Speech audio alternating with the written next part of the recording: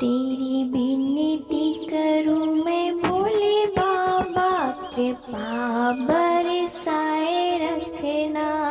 भोले बाबा कृपा बरसाए रखना।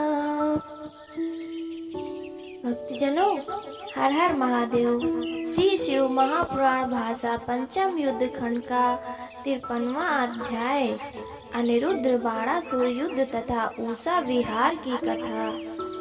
सनत कुमार जी बोले, तब क्रुद्ध बाणासुर ने वहां जाकर अनिरुद्ध को देखा तो शरीर से सुंदर एवं लीला युक्त अपनी पूर्व अवस्था में स्थित था। तब क्रोध से व्याकुल और युद्ध में निपुण दैत्य ने अनिरुद्ध को दुष्ट और मूर्ख कहकर युद्ध के लिए ललकारा और कहा कि तूने मेरी पुत्री का भोग क्यों किया।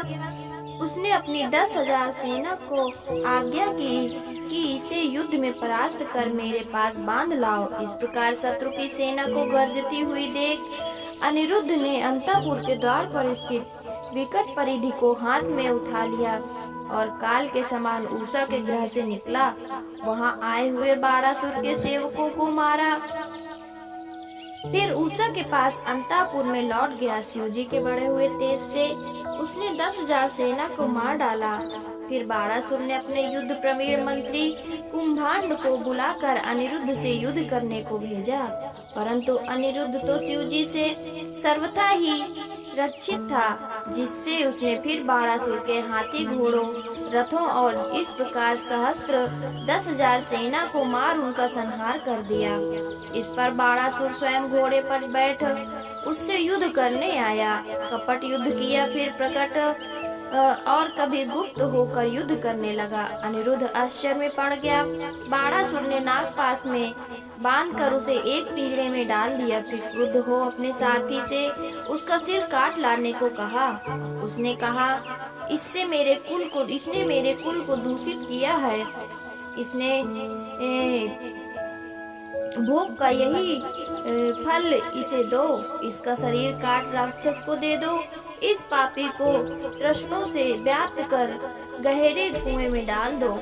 ये सब प्रकार से मरने ही योग्य है। तब उसके इस वचन को सुनकर मंत्री कुंभांड ने शिवजी से पालित अनिरुद्ध को पुरुषार्थ कहकर बाणासुर को समझाकर उसे रोक अनिरुद्ध से बोला, क्यों रे नीच, तूने ऐसा क्यों किया? तू हाथ जोड़कर कह कि मैं हार गया। तू दैत्येंद्र को नमस्कार कर, तभी छूटेगा, अन्यथा नहीं।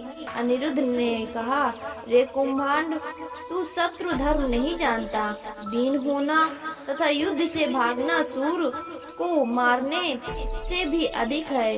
ये प्रतिकूल और सूल के समान दुखदायक है। वीर क्षत्रिय संग्राम में मर जाना ही श्रेष्ठ समझते हैं, परंतु दीन हो हाथ जोड़कर पृथ्वी पर रहना उत्तम नहीं। ये सुन बाणासुर सहित कुंभांड को बड़ा आश्चर्य हुआ और परम क्रुद्ध होता। तब उसे इस प्रकार विपरीत देखते होते देख आकाश से यह वाणी हुई कि हे बाणासुर, तुम शिव भक्त हो, तुम्हें इस प्रकार का क्रोध न करना चाहिए। शिव जी सबके ईश्वर हैं, उन्हीं के अधीन ये चराचर जगत है। वही सबके अंतर्यामी, निर्विकारी, अविनाशी, मायाधिपति और निर्गुण हैं। देर नहीं है, वे अभी शीघ्र ही तेरा नाश करेंगे। ये आकाशवाणी सुनकर बाणासुर ने अनिरुद्ध को नहीं मारा और अंतःपुर में जाकर उत्तोत्तम मद्यपान कर अनिरुद्ध को बंद करा दिया। फिर तो प्रिया के बिना अमृत चित्त वाले अनिरुद्ध ने देवी दुर्गा का स्मरण किया। अनिरुद्ध की स्तुति सुन चतुर्दशी की उस गाढ़ी रात्रि में श्री काली जी ने प्रकट हो उसके पिंजरे को तोड़ दिया। अनिरुद्ध ने शिव भक्ति से छूट बाणासुर की कन्या के पास गया। वहाँ पेय पदार्थों को पान कर सुखी हुआ, फिर लाल लाल नेत्र किए बाणासुर की कन्या के साथ पहले सा विहार किया। पंचम युद्ध खंड का 53वां अध्याय समाप्त। 54वां अध्याय कृष्ण आदि युद्ध वर्णन की कथा। व्यास जी बोले, हे मुनि श्रेष्ठ, जब कुंभांड की पुत्री ने श्री कृष्ण के पौत्र अनिरुद्ध का हरण कर लिया, तब श्री कृष्ण ने क्या किया?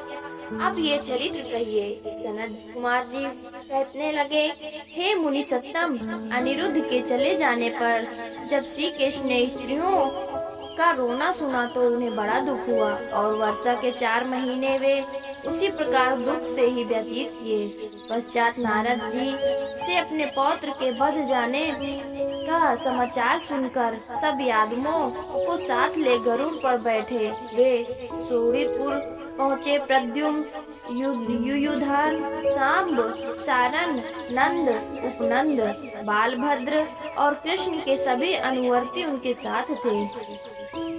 इस प्रकार 12 औक्षणी सेना सहित श्री कृष्ण ने जाकर बाणासुर की उस नगरी को घेर लिया।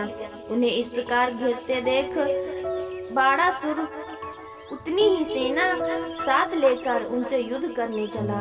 साथ ही अपने भक्त की रक्षा के लिए भगवान सदाशिव अपने पुत्रों तथा गणों सहित नंदी बैल पर आरूढ़ हो युद्ध करने आए। रुद्र और कृष्ण आदि का अद्भुत और रोमहर्षक युद्ध हुआ। कृष्ण का शिवजी से, प्रद्युम्न का कुम्हान से, कूप का कर्ण से, बाण पुत्र का सांब से, बाण का सात्विक से और गरुड़ का नंदी से युद्ध हुआ। इस प्रकार सारे यदुवंशियों का बाणासुर के वीरों के साथ पृथक पृथक और सम्मिलित भयानक संग्राम हुआ। स्वयं शिवजी क्रोध कर बड़ा गंभीर शब्द करते हुए युद्ध कर रहे थे। ब्रह्मास्त्र से ब्रह्मास्त्र तथा अन्य शस्त्रों से शस्त्र लड़ रहे थे। भयानक काट मार हुई। इससे श्री कृष्ण की सेना नष्ट हो गई। शिवजी के तेज से उनके सैनिक युद्ध में ना ठहर सके। ये देख कृष्ण जी ने वरुण संबंधी अपनी शीतलाख्य ज्वर वाले अस्त्र को शिव जी पर चलाया। उसे आते देख महादेव जी ने अपना ज्वर छोड़ा। शिव ज्वर और विष्णु ज्वर दोनों परस्पर युद्ध करने लगे। शिव जी के ज्वर से विष्णु जी के ज्वर परास्त हो शिव जी की स्तुति करने लगे। शिव जी ने उसे छोड़ दिया। ये देख कृष्ण जी विस्मित हो बड़े भयभीत हुए। सबने मिलकर शिव जी की बड़ी स्तुति की। श्री कृष्ण ने कहा, मैं आपकी आज्ञा से अभिमानी बाणासुर की भुजा को काटने आया हूँ। आप संग्राम से लौट जाइए, आपका वो शाप व्यर्थ नहीं होगा। आप मुझे आज्ञा दीजिए कि मैं बाणासुर को मारूं। श्री कृष्ण का यह वचन सुन शिव जी ने कहा, सत्य है, मैंने बाणासुर को श्राप दिया है, आप इसे मारिए, परंतु मैं भक्तों के अधीन हूँ, मेरे देखते नहीं, इसलिए पहले आप मुझे जाम्भड़ अस्त्र से जाम्भड़ कीजिए, फिर अपना कार्य कर सुखी होइए। श्री कृष्ण ने शिव जी पर अपने घोर बाण बरसा कर उन्हें जाम्बित किया।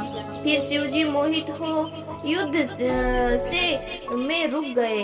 तब श्री कृष्ण ने बाणासुर की भुजा काट दी। पंचम युद्ध खंड का 54वां अध्याय समाप्त।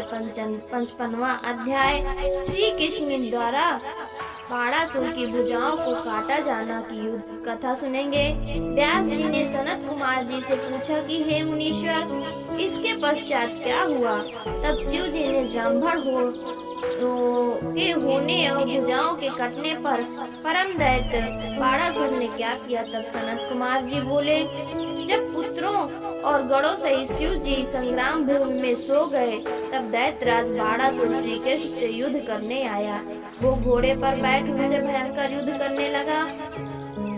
अब शिव जी का बल पाकर श्री कृष्ण जी बाणासुर को तृण के समान जानकर अपना सारंग धनुष उठा उससे घोर बाण बरसाने लगे, परंतु बाणासुर भी उसके बाणों को अपने पास न आने देता और बीच में ही काट डालता। उसने अपने चारों ओर शत्रुओं को मार काट कर संहार कर दिया।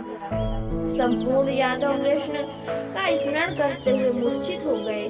बलराम आदि सब यादवों ने क्रुद्ध हो बड़ी व्याकुलता से बाणासुर के योद्धाओं को मारा। बहुत समय तक भयानक युद्ध हुआ। इसे सुनने वाले भी आश्चर्य रहे। पश्चात गरुड़ ने बड़ी वीरता प्रदर्शित की और उन्होंने पंखों के प्रहार से बाणासुर के समस्त सेनाओं को चूर्ण कर दिया।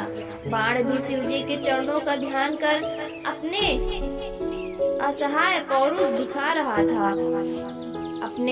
उसने कृष्ण आदि सब यादवों सहित गरुड़ को गिन गिन कर पृथक पृथक उन सब पर अपने बाणों का प्रहार किया। एक एक बाण सबको मारा।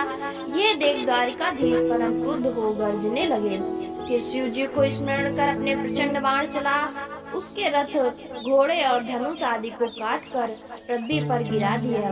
बाण ने अपनी गदा से श्री कृष्ण जी को ऐसा ताड़ित किया कि वे महात्मा पृथ्वी पर गिर पड़े, परंतु शीघ्र ही उठ शिव जी के बल प्राप्त कर उस बलि बाणासुर के साथ बहुत काल तक युद्ध किया।